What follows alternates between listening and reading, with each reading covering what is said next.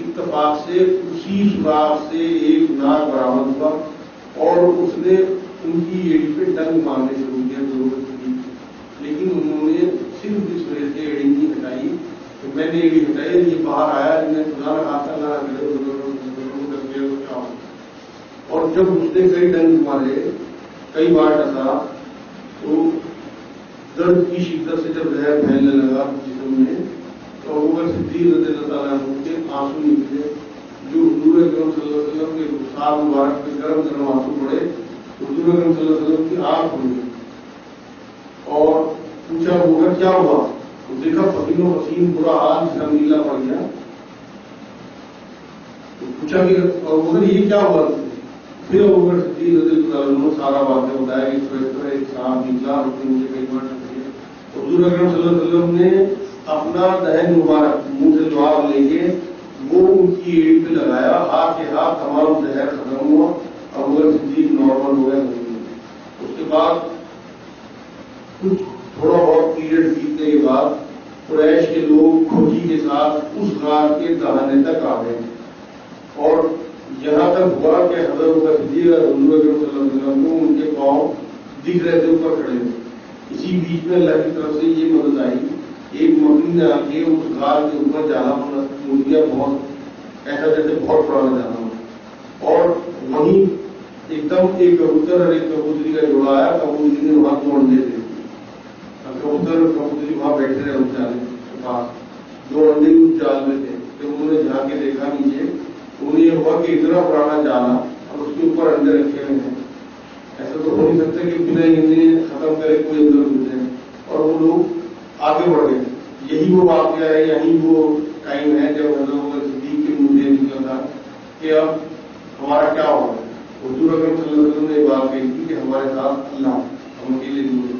یہ بات قرآن میں آیت میں اتری وہی ہے ذریعے۔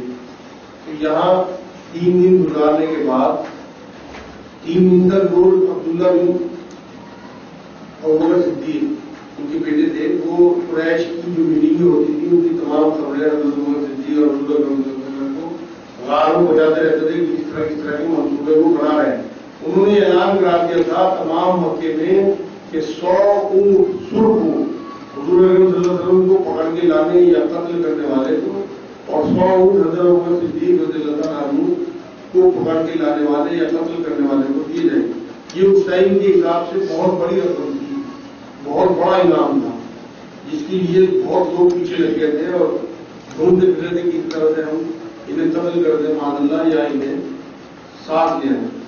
ایک آزاد کردہ غلام تھا ابوبکر صدیق رضی اللہ تعالیٰ عنہ کا، وہ وہاں روز ان کے لیے کھانا دودھ وغیرہ کی تو بکری چلاتا تھا، تو ان بکریوں کا دودھ دھو کے ان لوگوں کو دونوں کو کھلاتا تھا۔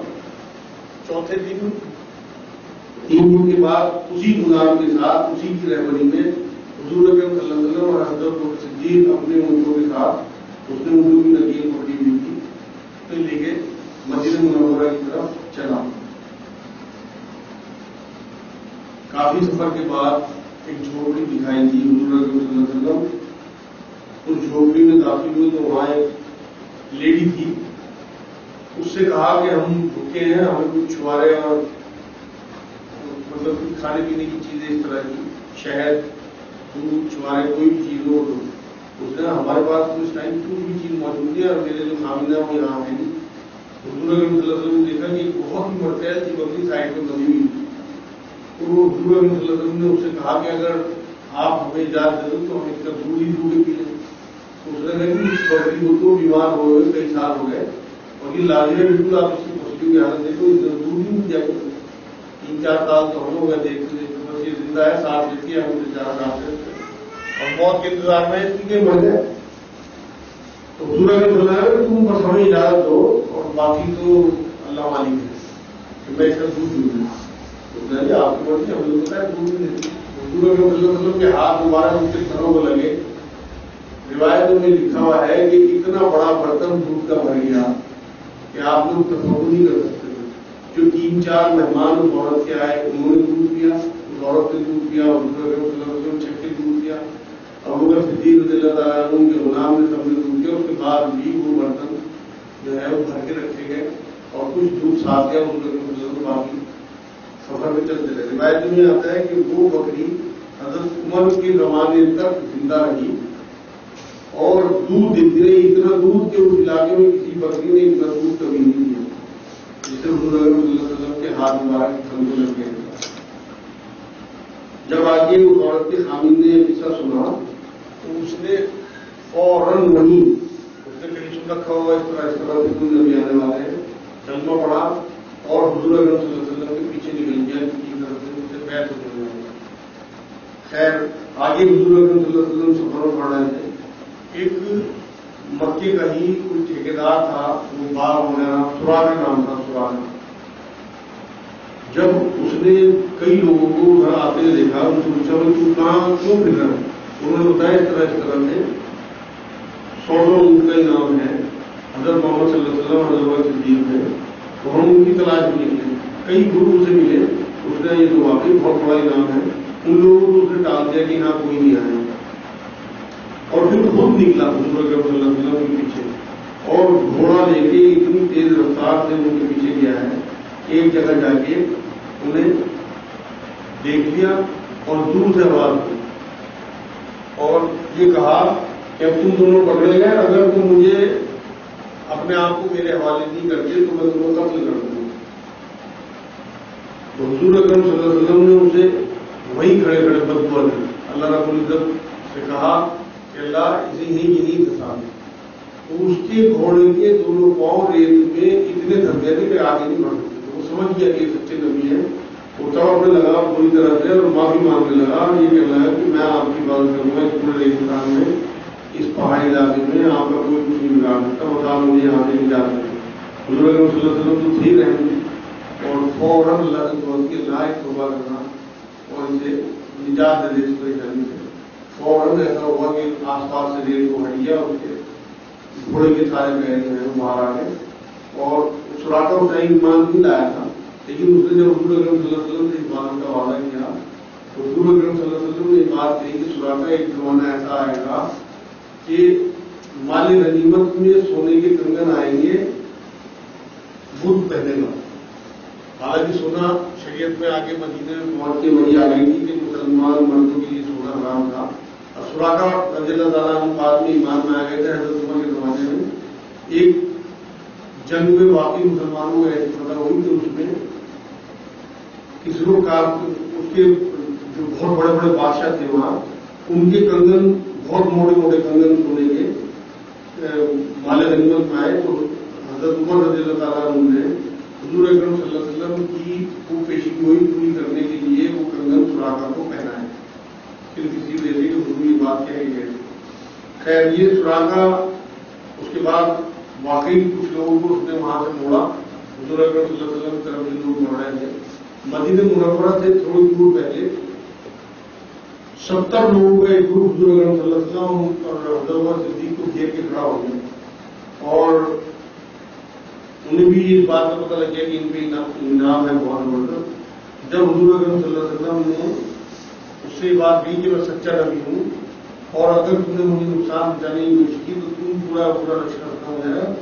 اسے واقعی اللہ کی طرف سے ایسی اس کے دل پہ حیبت تاری ہوئی کہ اس نے کلمہ پڑھ لیا حضور اکرم صلی اللہ علیہ وسلم سے 70 لوگوں کے ساتھ اور اس کے بعد ان کی نصرت کا وعدہ کیا اور یہ کہا کہ حضور آپ مدینہ منورہ میں جب داخل ہو تو میں چاہتا ہوں کہ اسلام کا جھنڈا اوپر گوا ہو اور نعرے آپ کے نبی ہونے کے لگتے ہوئے ہو اور اس طرح سے میں چاہتا ہوں جنوب کی شکل میں آپ داخل ہوں. سردار تھا حضور اکرم صلی اللہ علیہ وسلم نے خیر ہوتے جا رہے تھے, اس نے اپنی پگڑی اتاری اور ایک بہت بڑی ڈنڈی میں اس پگڑی کو لے کے اور جب مدینہ منورہ میں داخل ہونے کا جلوس کی شکل میں 70 لوگ وہ 2-3 لوگ یہ 70-72 آدمیوں کا اچھا خاصا ہجوم نظر آتا ہے.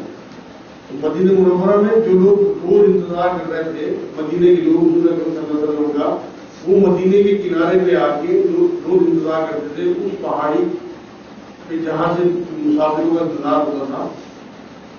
اس کی طرف کوئی ایک آدمی کھڑا ہو جاتا تھا اور باقی لوگ نیچے رہتے تھے مگر روز مایوس ہو کر چلے جاتے تھے. اس دن بھی ایسا ہی ہوا کہ انہوں نے شام تک دوپہر گزرنے کے بعد تک انتظار کیا حضور کا. حضور جب نہیں آئے تو یہ واپسی کے لیے چلے. اس پہاڑی میں اس ٹائم ایک یہودی کا گزر ہوا. اس نے جب دیکھا کہ حضور اکرم صلی اللہ علیہ وسلم کی شان کے نعرے لگتے ہوئے لوگ داخل ہو رہے ہوتے ہیں کہ انہوں نے واپس جاتے ہوئے لوگوں کو کہا کہ جس کا تمہیں انتظار تھا وہ آ گئے، جس کا تمہیں انتظار تھا وہ آ گئے. تو وہ جو اس ٹائم انصار کی بچی تھی، انصار صحابی تھے، انہوں نے آ کے حضور اکرم صلی اللہ علیہ وسلم کا استقبال کیا، تب بجائی، بچیوں نے گیت گائے، چراغاں کیا. حضور اکرم صلی اللہ علیہ وسلم ایک بادشاہ کی طرح سے مدینہ منورہ میں داخل ہوئے. داخلہ تو یہ حضور اکرم صلی اللہ علیہ وسلم کا گیتوں کے ساتھ، ڈھب کے ساتھ اور آتش بازی کے ساتھ جو چراغا ہوا اس کے ساتھ داخلہ ہوا الحمدللہ. اس کے بعد انشاءاللہ تعالیٰ اگلے ہفتے آپ کو مدینے میں داخلے کے بعد کیا کیا ہوا اس کا انشاءاللہ بیان ہوگا. اب کسی کے ذہن میں کوئی سوال ہو ہجرت سے متعلق، کسی بھی قسم میں کوئی اشکال ہو دور کر دیں، جس سے کہ آج کے بیان کے حساب سے کسی کے ذہن میں کوئی بات آ رہی ہے، چاہے قرآن کی آیتوں کے حوالے سے چاہے ہجرت سے. صلی اللہ علیہ وسلم شریف پڑھو صلی اللہ علیہ وسلم.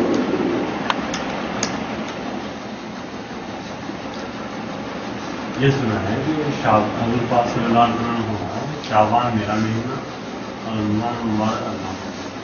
شعبان کیا ہوا ہے؟ اس کا سوال یہ ہے کہ سنا ہے کہ شعبان حضور فرمایا میرا مہینہ اور رمضان اللہ رب العزت کا مہینہ ہے. یہ ایک حدیث پاک ہے اور صحیح حدیث ہے. حضور اکرم صلی اللہ علیہ وسلم نے یہ بات فرمائی کہ لوگوں شعبان کو کثرت سے گزرنے کو، کیونکہ شعبان میرا مہینہ ہے، رمضان اللہ رب العزت کا مہینہ. شعبان میں حضور اکرم صلی اللہ علیہ وسلم خود بھی کثرت سے روزے رکھتے تھے شروع میں. آخر کے دنوں میں تو بڑا فرمایا شعبان میں رکھتے تھے کیونکہ رمضان شریف آنے والا ہوتا تھا. رمضان کے روزے فرض ہے، شعبان کے تمام روزے نفلی روزے ہیں. صرف اس میں حضور اکرم صلی اللہ علیہ وسلم کی منشا لگتی ہے کہ تاکہ لوگوں کو ہیبٹ ہو جائے، عادت ہو جائے کہ آگے رمضان آنے والا ہے، آسانی ہو جائے. اس لیے رکھنا بہت سوال ہے، نہ رکھنا کوئی گزر نہیں. وہ یہودی ایمان یاد اس میں صرف اعلان کیا، طلب کی. یہودیوں نے ایمان بہت کم لوگ لائے. مدینے کے تو انصار اصل میں گروپ بندی تھی نا. انہیں یہ ہوا یہودیوں کو کہ اب تک جو رسول آتے رہے وہ بنی اسرائیل میں آتے رہے، اور حضور اکرم صلی اللہ علیہ وسلم کی جو پیدائش ہوئی تھی وہ بنی اسماعیل میں ہوئی. تو یہ اس تعصب کی وجہ سے حضور اکرم صلی اللہ علیہ وسلم سے نفرت کرنے لگے تھے، ہمدردی کی معاملہ کہ یہ ہمارے گرو کو کیوں نہیں پیدا ہوئی. تو اللہ کی مرضی تھی، وہ جسے جو مرضی تھے ہم مرضی پیدا کی. تو اس لیے انصار صحابہ اور یہودی جو ہے وہ پڑھ گئے.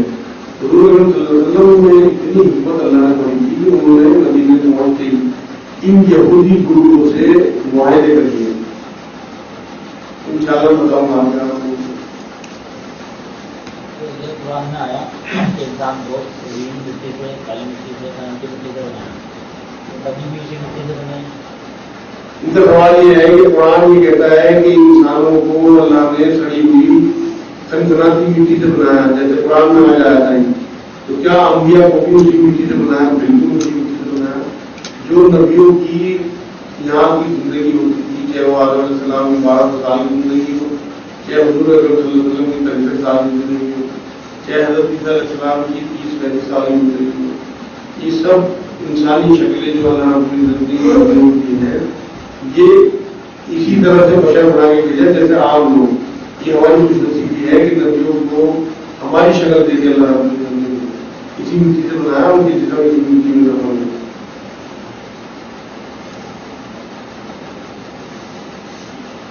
اصل میں جسم جو ہے نا وہ مٹی سے بنا تو مٹی میں ہی رکھا ہونا، اور روح جو ہے وہ آسمان سے ہے. روح نہ جو بات ہے آسمان میں ہی جائے.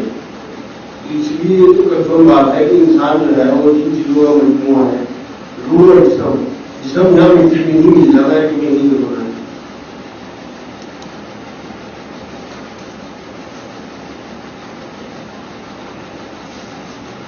جو لوگ قرآن پڑھتے ہیں انہیں احساس ہوتا ہے کہ واقعی یہ اللہ کی طرف سے اتری ہوئی کوئی چیز ہے، کیونکہ ان کی روح ایکسپٹ کرتی ہے.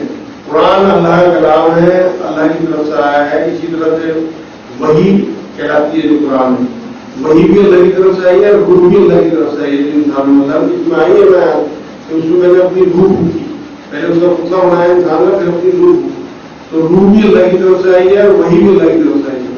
تو اسی لیے جو لوگ قرآن میں غور و فکر کرتے ہیں، قرآن کی تلاوت کرتے ہیں اور پھر اس کے ساتھ میں غور و فکر کرتے ہیں، ان لوگوں کا دل ایکسپٹ کرتا ہے، روح ایکسپٹ کرتی ہے کہ واقعی آسمانی چیز ہے، کیونکہ روح بھی آسمانی چیز ہے. وہ پہچان لیتی ہے کہ جہاں سے میں آئی وہیں سے آیا.